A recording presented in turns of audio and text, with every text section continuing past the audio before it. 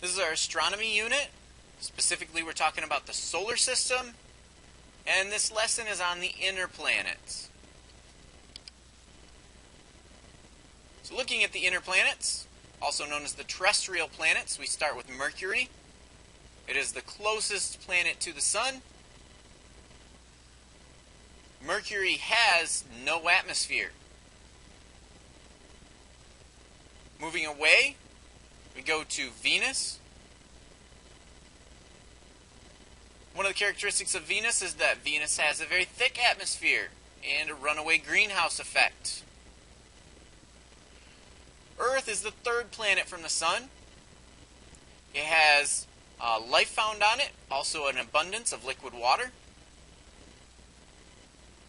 And then the last of our inner planets is Mars. And Mars is considered the red planet because of the oxidization that occurs to its surface. Also remember that as we move even further out, there is the asteroid belt, and the asteroid belt separates the terrestrial planets from the gas giants. Remember, the gas giants are also known as the Jovian planets. So what do the inner planets have in common? Earth, Mercury, Venus, and Mars are more like each other than they are like the outer planets. The inner planets are small and dense and have rocky surfaces. The inner planets are often called the terrestrial planets. This comes from the Latin word terra, which means earth. The terrestrial planets all have relatively high densities. They are rich in rocky and metallic materials, including iron and silicon. And each has a solid surface. And all of them, except for Mercury, have atmospheres. Here are some general facts about each one of the terrestrial planets. Looking at each of those planets, we can see the diameter in kilometers, the period of rotation, and that's measured in Earth days, the average distance from the Sun, which is measured in astronomical units, the period of revolution is also measured in Earth days, and then finally the number of moons that each has. Looking at each of the terrestrial planets and comparing them with this data table, in the upper right hand corner of your notes, please answer the following questions. Number 1, which planet is the largest? Number 2, which planet has the most moons? And number 3, which planet is most similar to Earth in size? Again, in the upper right hand corner, answer those 3 questions.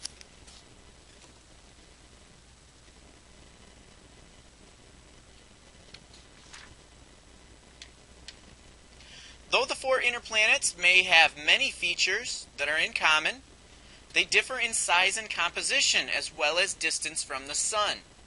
So let's start with Mercury. Would you like to visit a place where the temperature can range from 430 degrees Celsius to below negative 170 degrees Celsius? Mercury is the smallest terrestrial planet and the planet closest to the Sun. Mercury is not much larger than Earth's moon. The interior of Mercury is probably made up mainly of the dense metal iron.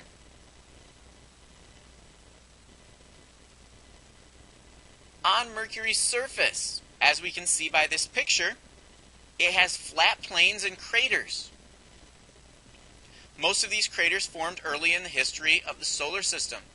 Since Mercury has no water and not much atmosphere, the craters have not worn away over time. Mercury has virtually no atmosphere. Because Mercury's mass is small, its gravity is weak. Gas particles can easily escape into space. However, astronomers have detected small amounts of sodium and other gases around Mercury. During the day, the side of Mercury facing the Sun can reach temperatures of 430 degrees Celsius. Because there is so little atmosphere, the planet's heat escapes at night. Then the temperature drops to below negative 170 degrees Celsius. We've done a large amount of exploration of Mercury. Much of what astronomers know about Mercury has come from space probes. Mariner 10 flew by Mercury 3 times in 1974 and 1975. Mercury Messenger has passed Mercury several times as well, and it began orbiting Mercury in 2011. Venus. Venus is so similar in size and mass to Earth that it is sometimes called Earth's twin. Venus's density and internal structure are similar to Earth's as well. But in other ways, Venus and Earth are very different. Venus has a thick atmosphere, an unusual pattern of rotation, and it is also the hottest planet in our solar system.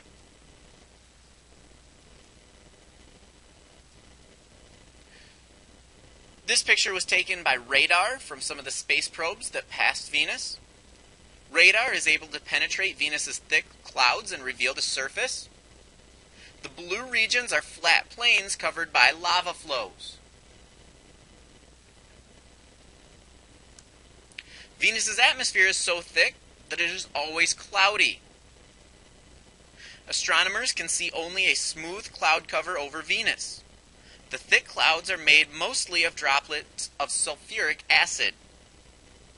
At Venus's surface, you would quickly be crushed by the weight of its atmosphere.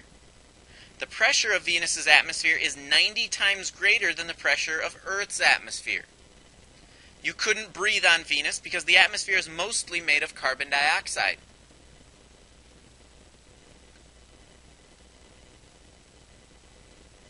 Venus takes about 7.5 Earth months to revolve around the Sun.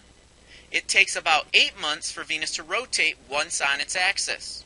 Thus, Venus rotates so slowly that its day is longer than its year.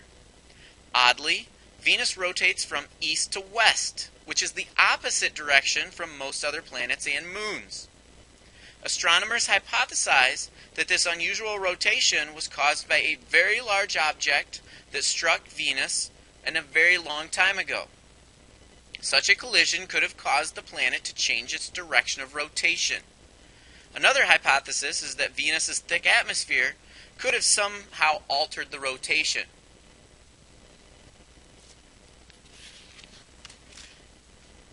Venus is a hot planet. Because Venus is closer to the Sun than Earth, it receives more solar energy than Earth. Much of this radiation is reflected by Venus's atmosphere. However, some radiation reaches the surface and is later given off as heat. The carbon dioxide in Venus's atmosphere traps heat so well that Venus has the hottest surface of any planet. At 460 degrees Celsius, its average surface temperature is hot enough to melt lead. This trapping of heat by the atmosphere is called the greenhouse effect. The first probe to land on Venus's surface and send back data was Venera 7, and it landed in 1970. It survived for only a few minutes because of the high temperature and pressure. Later probes were more durable and sent images and data back to Earth. The Magellan probe reached Venus in 1990, carrying radar instruments. Radar works through clouds, so Magellan was able to map nearly the entire surface. The Magellan data confirmed that Venus is covered with rock. Venus's surface has more than 10,000 volcanoes. Lava flows from these volcanoes have formed plains. More recent probes have included Venus Express from the European Space Agency, as well as brief visits by space probes headed for other planets. Images from Venus Express have helped scientists understand how Venus's clouds form and change. Earth is our next planet. There's only one planet in the solar system where you could easily live. That's Earth. Earth has liquid water and a suitable temperature range and atmosphere for living things to survive. We are known as the water planet. Earth is unique in our solar system in having liquid water. In fact, most of Earth's surface, about 70%, is covered with liquid water. Scientists sometimes speak of Earth as having Goldilocks conditions. In other words, Earth is just right for life as we know it. Earth is not too hot and not too cold. If Earth were a little closer to the sun, it would be so hot that liquid water would evaporate and would be vapor most of the time. If it were a little further away and colder, water would always be in the form of solid ice. Earth has enough gravity to hold on to its atmosphere. The gases that make up our atmosphere are oxygen, which makes up about 20% of our atmosphere, and nitrogen, which makes up the majority of our atmosphere, along with small amounts of argon, carbon dioxide, and water vapor. Like Venus, Earth experiences a greenhouse effect. Earth's atmosphere traps heat, though less heat than Venus's atmosphere. Without the atmosphere, Earth would be very much colder. It's important for us to realize that often we hear about the negative effects of greenhouse effect. We need to understand that without a greenhouse effect, our temperatures would not be suitable for life to survive on our planet. The next planet in our solar system is Mars. Mars is called the red planet. This picture shows why. The reddish color is due to the breakdown of iron-rich rocks, leaving a rusty dust behind. Though Mars is too cold for liquid water, it does have water ice, and it is thought that sometime in the past there may have been liquid water. The atmosphere of Mars is more than 95% carbon dioxide. You could walk around on Mars, but you would have to wear an airtight suit and your own supply of oxygen. Mars has few clouds, and they are very thin compared to the clouds on Earth. Temperatures on the surface of Mars range from negative 140 degrees Celsius to 20 degrees Celsius. Images taken from space show a variety of features that look as if they were made by ancient streams, lakes, or even floods. Scientists think that liquid water flowed on Mars' surface in the distant past. Scientists infer that Mars must have been much warmer and had a thicker atmosphere at that time. Today, Mars' atmosphere is so thin that any liquid water would quickly turn into a gas. So where is Mars water now? Some is located in the planet's two polar ice caps. Scientists thought the ice caps contained frozen carbon dioxide, but recent data show that the caps are almost entirely made of frozen water. Observations from the space probes Mars Global Surveyor and Mars Reconnaissance Orbiter have found large ice deposits just under the surface as well. Some regions of Mars have giant volcanoes.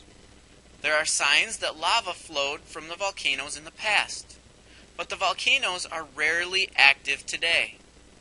Olympus Mons is the largest volcano in the solar system. It is as large as the state of Missouri and is nearly 3 times as tall as Mount Everest. Mars has 2 very small moons. Phobos, the larger moon, which is about 22 kilometers across, and Deimos, which is smaller, at about 13 kilometers across. Like Earth's moon, Phobos and Deimos are covered with craters. Many space probes have visited Mars. Recent missions have focused on finding signs of water and possible life on Mars. Rovers called Spirit and Opportunity found traces of salts and minerals that form in the presence of water. The Phoenix mission took samples of soil and found frozen water near the North Polar Cap. Orbiting spacecraft, such as Mars Express, have detected methane gas in Mars' atmosphere. This gas might be a clue that microscopic life forms exist on Mars even today. It's important to recognize that when we have people searching for Martian life, we are not necessarily looking for things that are complex. We're looking for things like bacteria or algae growing on the surface or slightly under the surface.